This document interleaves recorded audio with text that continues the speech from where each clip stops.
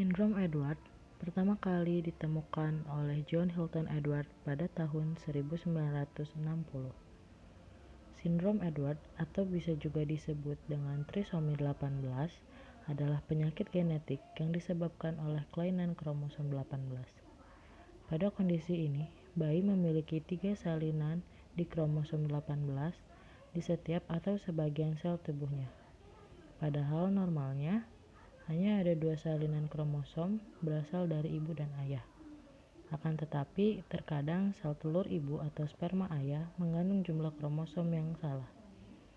Ketika sel telur dan sel sperma bergabung, maka kesalahan itu bisa diteruskan pada bayinya. Trisomi 18 dapat terjadi sekitar 1 dari 5.000 bayi yang hidup ke dunia.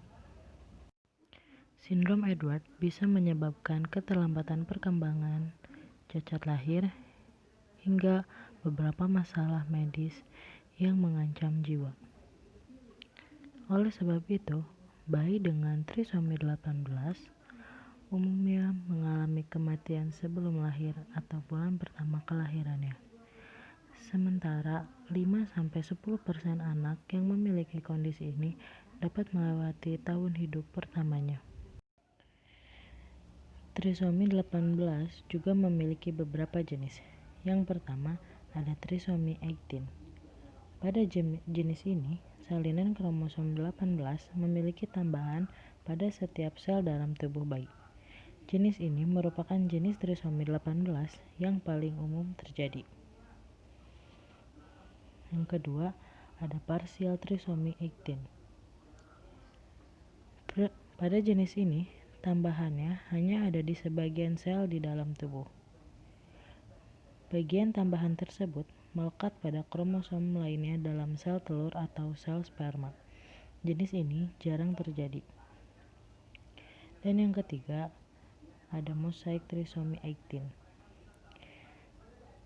Jenis ini tambahannya hanya ada di sebagian sel dan beberapa sel dalam tubuh.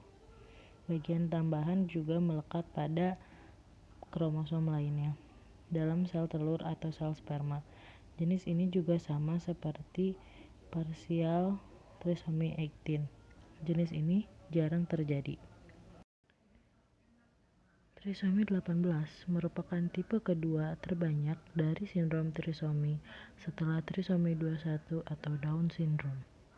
Dan kebanyakan yang terkena kondisi ini adalah bayi perempuan. Gangguan perkembangan pada trisomi 18 lebih sering dikaitkan dengan komplikasi medis yang berpotensi untuk mengancam nyawa pada beberapa bulan atau tahun pertama dari kehidupannya. Umumnya, bayi dengan kelainan ini akan meninggal sebelum dilahirkan atau beberapa saat setelah dilahirkan.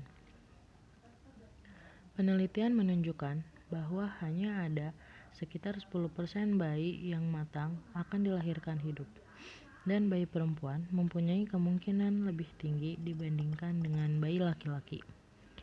Bayi dengan sindrom Edward yang tidak terlalu berat seperti tipe mosaik atau parsial dapat bertahan hidup lebih dari 1 tahun.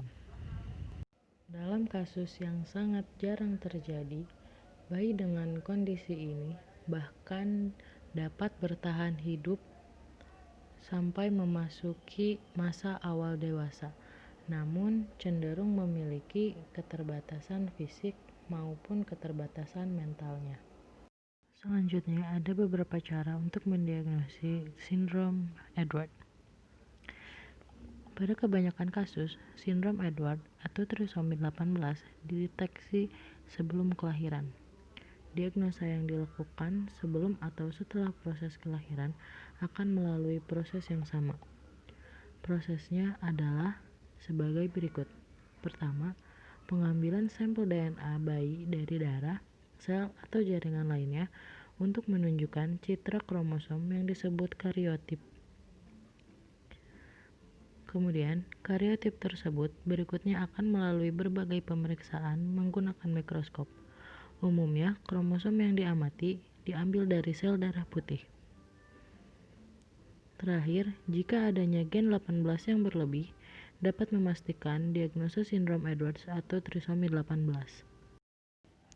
Cara selanjutnya adalah dengan cara screening.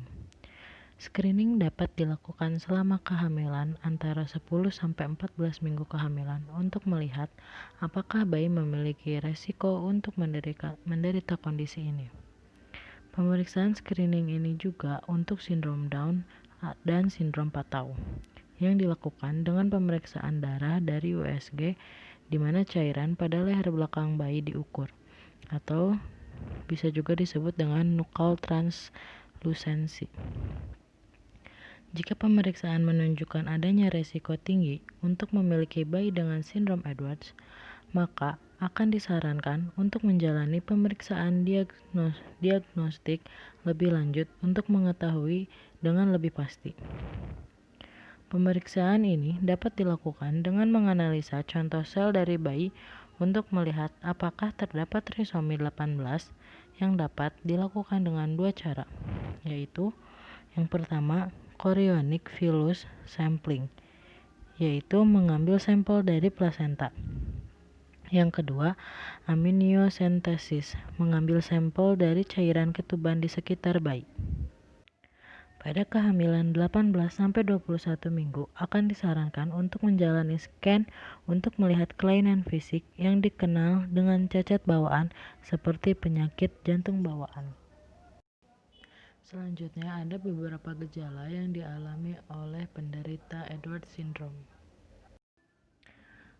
Kondisi ini umumnya ditandai dengan munculnya masalah tertentu yang umumnya disebut sebagai cacat lahir. Antara lain ada gangguan psikomotorik dan keterlambatan pertumbuhan. Yang kedua ada bayi lahir dengan berat badan yang rendah. Bayi terlihat kecil dan lemah. Kemudian bayi mempunyai tangisan yang lemah, tidak bisa teriak atau mengeluarkan suara yang kencang. Kemudian mikrosefali atau kepala bayi yang kecil. Selanjutnya ada mikrothalamia atau mata bayi yang terlalu kecil. Kemudian kecacatan telinga, mikrognathia atau retrognathia, yaitu rahang bayi yang terlalu kecil. Mikrostomia, mulut bayi yang terlalu kecil. Kemudian bentuk jari yang mengempal dan khas. Rocker bottom feet, yaitu adanya cacat pada telapak kaki yang berbentuk seperti kursi goyang. Kemudian yang terakhir ada kelainan bentuk kongenital lainnya. Selain itu, bisa terjadi gangguan pada berbagai organ seperti gangguan saraf, dapat berupa retardasi mental, otot lunglai, ukuran kepala lebih kecil dari normal, tidak adanya tulang tengkorak yang menutupi otak, dan hidrosefalus. Kemudian mata. Ukuran mata lebih kecil atau lebih besar dari normalnya. Lipatan kelopak mata tidak terlihat jelas, katarak, atau bahkan kornea berkabut. Kemudian tulang. Pertumbuhan tinggi badan lebih lambat dari anak seusianya. Kelainan ini bentuk tangan dan kaki. Ibu jari tangan sering kali terbentuk. Jari-jari kaki tertekuk ke arah telapak kaki dan ukuran panggul sempit atau kecil. Kemudian pada jantung dan paru. Pada sebagian besar kasus sindrom Edwards, kelainan jantung terjadi. Namun, yang paling sering adalah penyakit jantung bawaan berupa ventricular septal defect atau VSD, yaitu kebocoran sekat yang membatasi jantung kiri dan jantung kanan. Selain itu, dapat pula terjadi gangguan pada paru berupa hipoplasia atau paru-paru tidak terbentuk dengan sempurna. Selanjutnya, saluran pencernaan. Kelainan saluran cerna yang terjadi di antaranya adalah omphalocele atau dinding perut yang tidak tertutup sempurna sehingga usus terburai keluar. Kemudian malarotasi usus atau usus yang terpelintir dan menyebabkan tersumbatnya saluran pencernaan. Kemudian hernia umbilicalis atau gangguan pada otot di daerah perut yang menyebabkan tampak tonjolan usus di sekitar pusar. Yang terakhir, ada saluran kencing. Kelainan saluran kencing bisa berupa kista ginjal, ginjal tidak terbentuk, atau agenesis, atau adanya hidronefrosis, yaitu penumpukan cairan di ginjal.